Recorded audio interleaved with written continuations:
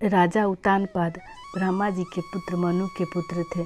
उनका विवाह एक बहुत ही सुंदर कन्या से हुआ था जिनका नाम सुनीति था। राजा अपनी पत्नी से बहुत प्रेम करते थे, लेकिन उन्हें कोई संतान नहीं थी, इसलिए रानी राजा को दूसरा विवाह करने को कहा।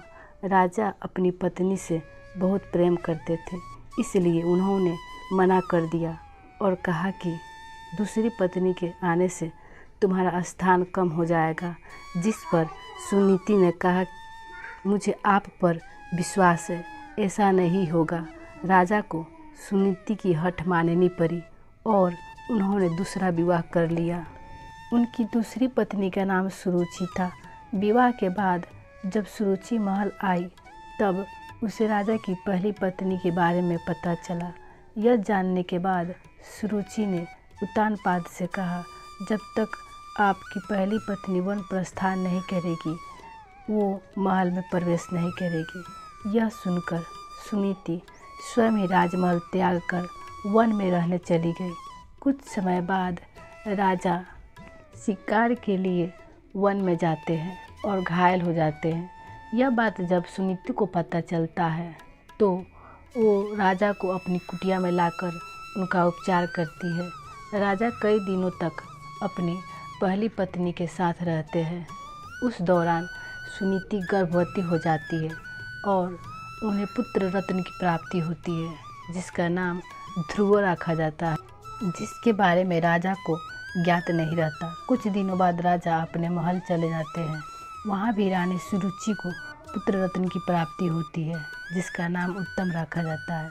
कुछ समय बाद राजा उत्तानपाद को ध्रुव के बारे में पता चलता है तो वो रानी सुनीति को महल में आने का आग्रह करते हैं, लेकिन वो नहीं आती।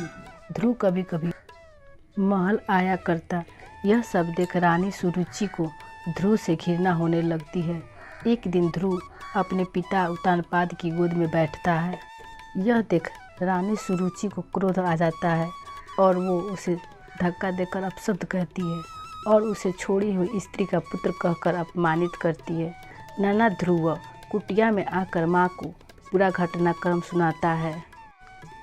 तब माता सुनीति उसे समझाती है, बेटा अगर कोई बुरा कहे तो उसके बदले में बुरा मत कहो, इससे तुम्हें ही हानि होगी।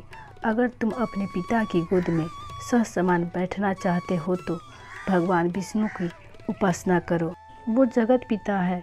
अगर बैठना हो तो उनकी गोद में बैठो। बालक ध्रुव के मन में यह बात बैठ जाती है और वह यहीं भावली यमुना तट पर नहाने जाता है। वहाँ उसकी मनोदशा जानकर नारद मुनि आते हैं और वो ध्रुव को भगवान की भक्ति की विधि बताते हैं, जिससे जानने के बाद ध्रुव कठोर तपस्या में लीन हो जाता है। कई महीनों तक खड़े होकर तपस्या करता है।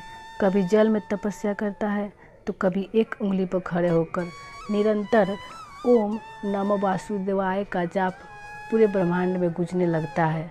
नन्हे से बालक की इस घोर तपस्या को देखकर भगवान उसे दर्शन देते हैं। बालक ध्रुव भाव विभोर हो उठता है और कहता है, मुझे माता पिता की गोद में नहीं बैठने देती है। मेरी माँ कहती है कि आप इस सृष्टि के पिता हैं, अतः मुझे आपकी गोद में बैठना है।